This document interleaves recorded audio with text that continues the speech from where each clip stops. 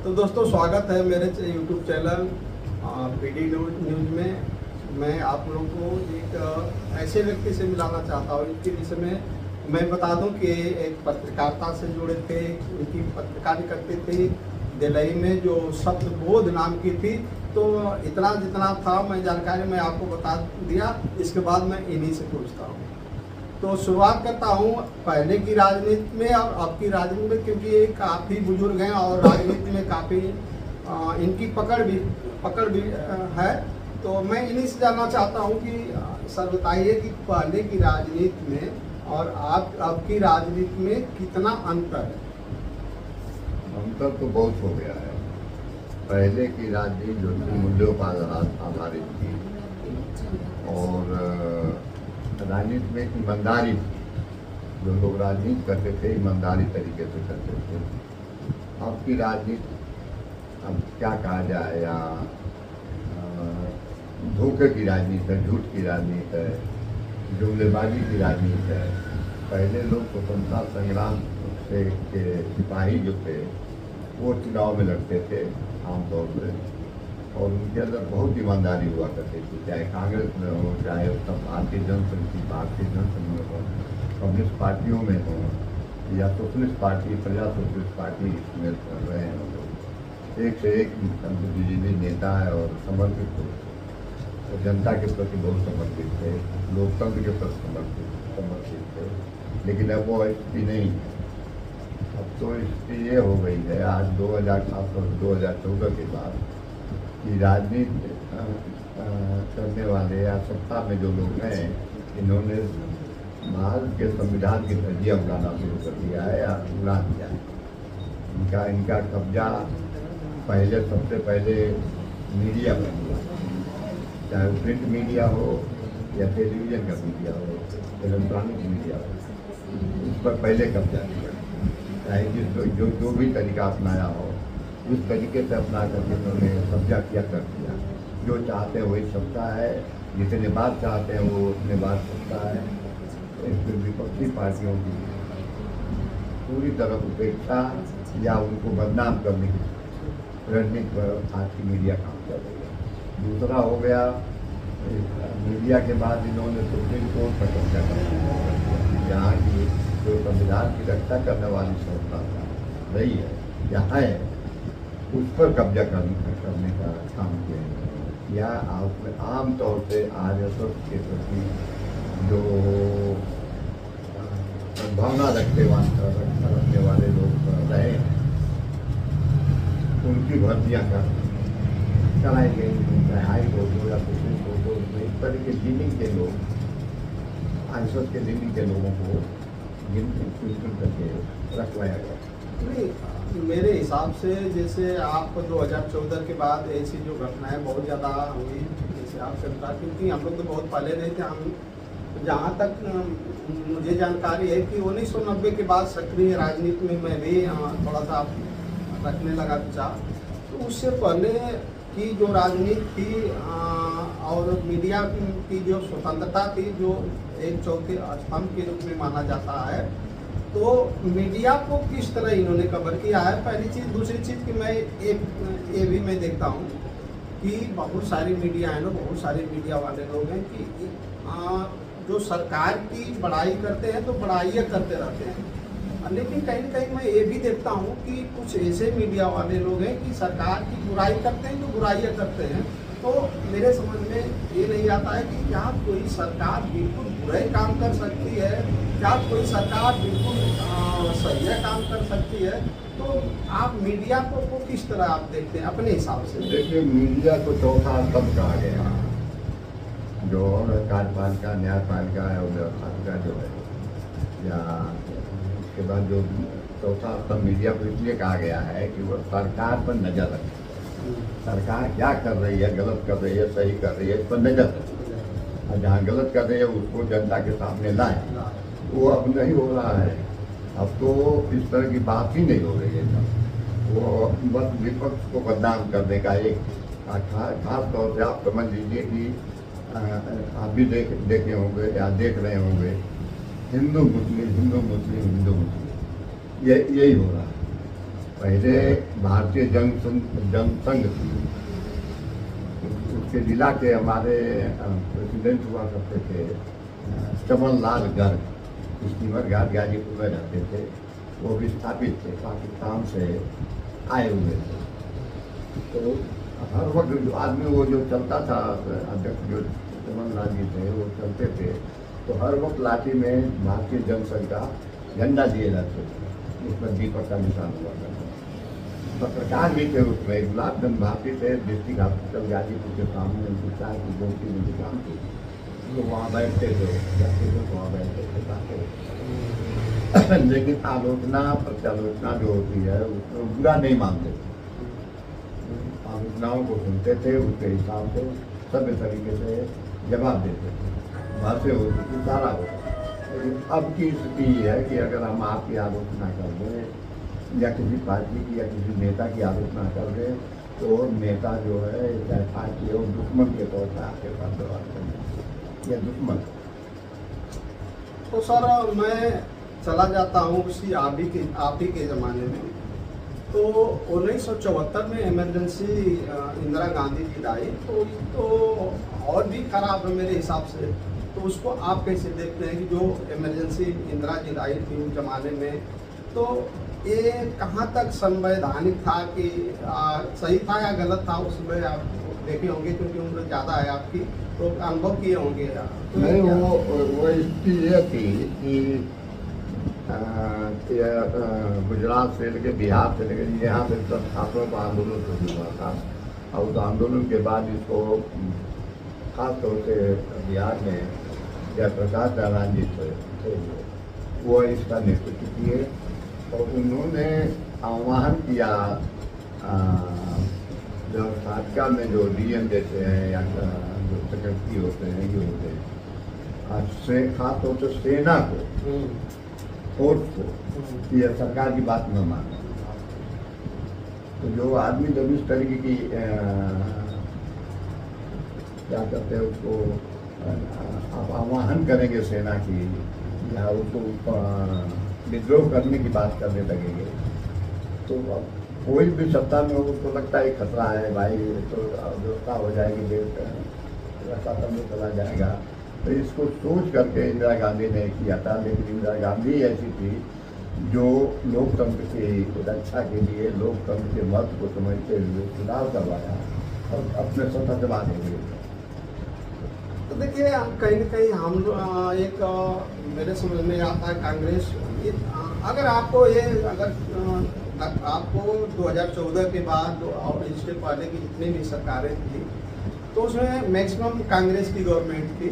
तो कांग्रेस की गवर्नमेंट ने जो मंडल आयोग का गठन किया गया, तो इससे पहले मंडल आयोग को अगर उसके बाद कांग्रेस का ईमानदारी रही होती तो मंडल आयोग को पहले लागू कर दी होती, चाहे आयोग बनाकर पहले लागू कर दी होती। तो हमें तो कहीं ना कहीं लगता है कि वोट की राजनीति की वजह से भी नहीं किए कि भाई अगर करेंगे तो सवर्णों का वोट कट जाएगा। तो आपकी नज़र में कैसे लगता है कि 1990 तक कांग्रेस क्यों इंतजार करती रही बैकवर्डों को आरक्षण देने में? नहीं, कांग्रेस तो करती ही नहीं, क्या कहते हैं उसको, लागू नहीं किया। उसने बनाया गया पर जो मंडल आयोग था, बिहार के जो नेता थे उनके नेतृत्व में, जिनके मंडल के उन्होंने उनके नेतृत्व में आयोग बना था। उसने सिफारिश कर दी, सिफारिश को कांग्रेस ने ठंडे बस्ते में रख दिया। तो ठंडे बस्ते में इसलिए हमारी अपनी व्यक्तिगत समझदारी कि तब सामंती किस्म के लोग बहुत थे कांग्रेस में। जो अपर कास्ट आज का भाजपा के साथ है, पूरा अपर कास्ट भाजपा के साथ है, वह अपर कास्ट पूरी तरह से कांग्रेस के साथ, और वह इसका घोर विरोधी था। उसमें भाजपा के तब भाजपा तो बनी है इमरजेंसी के बाद, भाजपा बनी है, इसके पहले तो भारतीय जनसंघ थी। तो ये सारे के सारे लोग इसको विरोधी थे। मंडल इस बात से लागू न की जाए इससे समझते हैं। लेकिन वो बीपी सिंह ने जब सरकार बनी इमरजेंसी के बाद, मुरारजी देसाई राज के बाद, जब बीपी सिंह प्रधानमंत्री बने तो उन्होंने इसको लागू किया और उनका इतना विरोध हुआ। फिर आप जानते होंगे कि लाल प्रसाद वानी मंडल आयोग के विरोध के खिलाफ रथ यात्रा निकाले, जिसमें जगह जगह दंगे भी कई जगह हुए। बिहार में जाके लालू प्रसाद यादव ने उनको गिरफ्तार किया, जेल में डाला, तब से ही हुआ। तो कांग्रेस की खामियां तो रही हैं, बहुत कई खामियां रही हैं। अब किस वजह से रही हैं, हमारी अपनी समझदारी है कि सामंती लोगों के चलते थे। एक चीज़ और हम बता दें, प्रकाश इतना स्वार्थी रहा है कि मुगल आए तो उनसे रिश्तेदारी निभाने लगे ही लोग, अंग्रेज आए तो उनके साथ हो गए थे।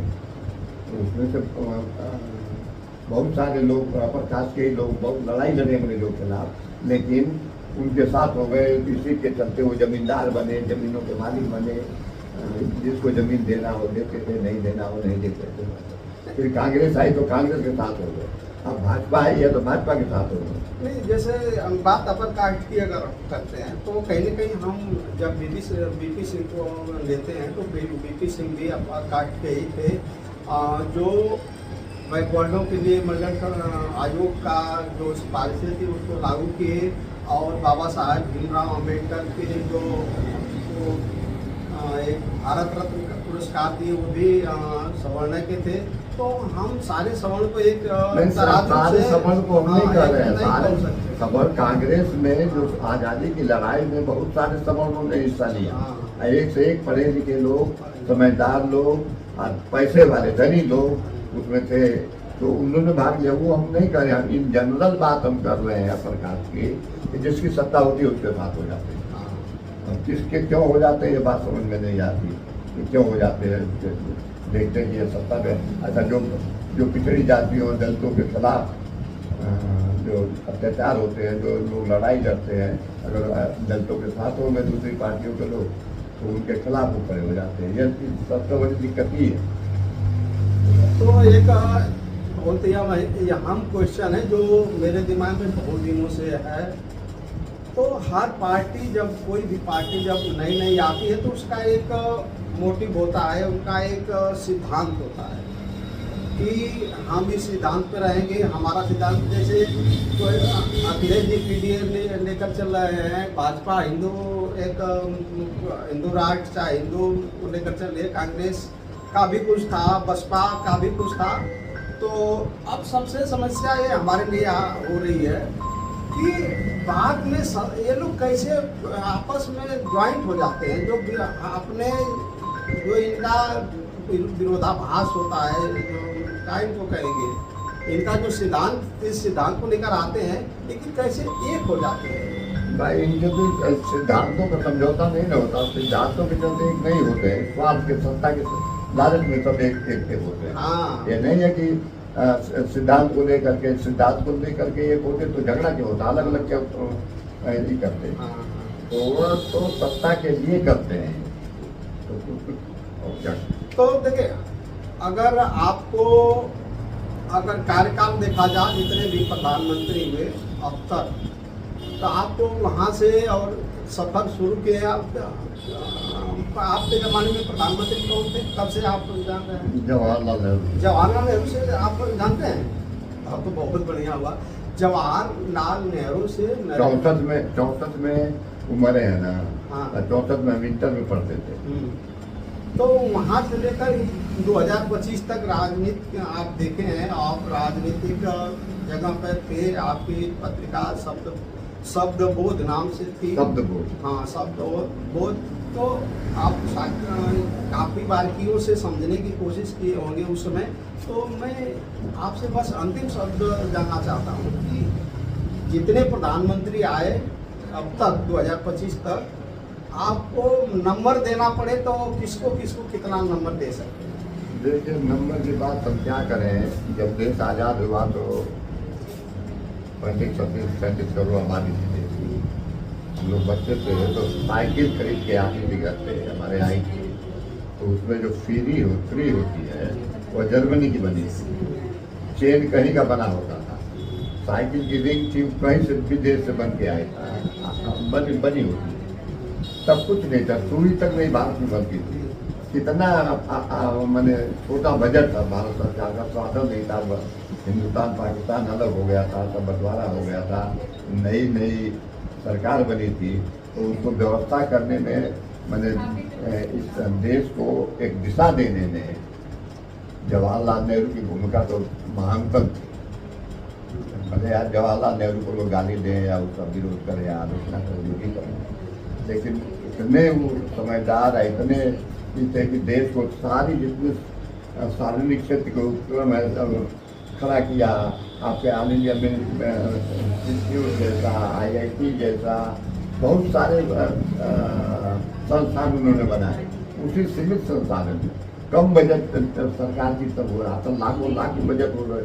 भारत सरकार की बजट है लाखों करोड़ों में बजट, तब फिर लाखों करोड़ों की बजट है, तब तो इतना कम बजट था कि कैसे व्यवस्था करके उन्होंने किया। हमको याद है कि नौकरी के लिए आज आदमी भरा फार्म एम्प्लॉयमेंट एक्सचेंज में लिखवा दिया नाम, नौकरी मिल जाती। आज तो एक पद के लिए 5,000 10,000 आदमी 2-4 पदों के लिए अप्लाई करते हैं, नौकरी नहीं मिलती। हाँ, तो जवाहरलाल नेहरू की भूमिका को हम सर्वाधिक अच्छा मानते हैं। तो इनको कितना नंबर देना चाहते हैं? 10 में हम लोग को 10 में उनको कितना नंबर चाहिए? 9 नंबर। 10 में 9 नंबर उनको देना है। और अरे भाई, बाद में फिर मोरारजी देसाई आए। मोरारजी देसाई के राज में कोई खास चीज नहीं हुई, बल्कि किसान क्रांति जो कृषि क्रांति जो कराई है लाल बहादुर शास्त्री थे। हाँ। एक और पश्चिम के थे, क्या नाम है उनका? चरण सिंह तो बहुत तो विश्वास मत भी नहीं प्राप्त कर पाए लोकसभा में, तो चले गए। तो राजीव गांधी ने जो कंप्यूटर आपके यहाँ लगा हुआ है, तो सब वही किया। नवोदय विद्यालय की शुरुआत भी वही किए थे। अरे नवोदय विद्यालय में तो ऐसा है कि छात्र को जा रहा है, उसको न फीस लगती है, खाना वाना सब मिलता है, तो शुरुआत रहने की व्यवस्था होती है। हम लोग सरकारी प्राइमरी स्कूल के पढ़े हुए हैं। अब आज तो इतने स्कूल है, पढ़ाई हो ना हो, इतनी लंबी फीसें लोगों को देना पड़ रहा है, कहाँ से कोई पढ़ाएगा ही करेगा। यह मोदी सरकार विपक्षी पार्टियों को के खिलाफ ED का, CBI का, दूसरे संस्थानों का उपयोग करके क्या करते हैं, उसको दबाने की कोशिश करती है। बिना आरोप का एक उम्र खालिद है बेचारा, 4 वर्ष से ऊपर हो गया। वो एक भाषण दिया था जिसमें कोई अध्यक्ष नहीं थी, उसके बावजूद उसको 4 वर्ष से ऊपर हो गया, जेल में पड़ा था। कितने लोग जेल में पड़े हुए हैं। तो विपक्ष का तो हम देख रहे हैं कि अगर चाइना में विकास किया तो उसमें भी लोकतंत्र नहीं है, और रशिया में कहीं ना कहीं लोकतंत्र हमें नहीं दिखाई देता है कि लोकतंत्र है। तो हमारा देश लोकतंत्र में है, तो इसमें तो मीडिया की स्वतंत्रता रहनी चाहिए, जो विपक्ष में उसकी भी स्वतंत्रता रहनी चाहिए, ताकि अगर हमारा विपक्ष नहीं रहेगा तो राजनीतिक स्वार्थ के लिए कुछ अपने तरीका का काम करे। विपक्ष की भूमिका और मीडिया की भूमिका दोनों बहुत अहम हो जाती है कि मीडिया के लोग भी उसको एनालिसिस करके बताएं कि नहीं भाई ये अपने राजनीतिक फायदे के लिए ये कर रहे हैं। नहीं, दिक्कत ये कि मीडिया ही तो बटा मीडिया तो हम बता दें कि 15 दिन ईमानदारी से पत्रकारिता कर दे तो सरकार चल जाएगी। 15 दिन, ज़्यादा नहीं, 15 दिन जो ईमानदारी की पत्रकारिता कर दे, इस मोदी सरकार के चला खत्म हो जाएगा। लेकिन इतना दबा के, मालिकों को दबा करके, छापे के डर से, इसके डर से, विज्ञापन दे के, पैसा दे करके, चारों तरफ से दबाव डलवा करके इतना कर दिया कि मीडिया को तो जब अब मीडिया की क्या बात करें, जब सुप्रीम कोर्ट, हाई कोर्ट के जजों को सेलेक्ट करके आसपास के लीनिंग के लोगों को भरा जा रहा है। अब खाली फैसला होता है, न्याय नहीं होता, तो न्याय तो फैसला होता है, न्याय नहीं होता। नहीं, अभी एक जज के घर कई करोड़ रुपया जलते हुए मिले थे, तो उसका भी पता 1 हफ्ता बाद चला, वो भी टाइम सर्विस लिया, छाप लिया, तब पता चला। तो पता नहीं चलता कि कहाँ क्या हुआ। अब फिर देखिए सुप्रीम कोर्ट का तमाशा, तो उसको फिर यूपी से ही गया था इलाहाबाद हाई कोर्ट गया, फिर इलाहाबाद हाई कोर्ट उसको देखते क्या मतलब है। तो ये तो देख रहे हैं कि मोदी जी भ्रष्टाचार के खिलाफ लड़ने की बात करते हैं, लेकिन जितना भ्रष्ट जो खुद वो आरोप लगाते थे जिनके ऊपर भ्रष्टाचारी होने का, उन्हीं लोगों को पार्टियों में शामिल किया और उन्हीं लोगों के साथ मिल करके उनको सरकार बनाया है, उप मुख्यमंत्री बनाया है। असम का जो मुख्यमंत्री है यह कांग्रेसी था, हाँ, उसमें यही अमित शाह जी उसके ऊपर भ्रष्टाचार का आरोप लगाते थे, और फिर वही चला गया भाजपा में, उसको मुख्यमंत्री बना दिया।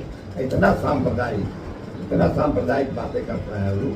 या देश तो गंगा जमुनी तहजीब का देश रहा है, इसको आप इस तरीके से करेंगे, मुसलमान यहाँ से जाएंगे क्या करेंगे? नहीं जाएंगे। लेकिन आप उनको डरा के धमका के उनके मस्जिदों पर झंडा फहरवा करके गाली गलौज करके नारेबाजी करके उनको तंग कर रहे हैं, उनको डरा रहे हैं, ही कर रहे हैं। बेचारे सामने हुए हैं। ये स्थिति है इस शासन की, चाहे योगी जी हो चाहे केंद्र मोदी। तो चलिए, बहुत बहुत धन्यवाद, आप हमारे लिए समय दिया। धन्यवाद, आपको भी धन्यवाद ईडी न्यूज़ के लिए। तो मैं विदा लेता हूँ। Okay, bye.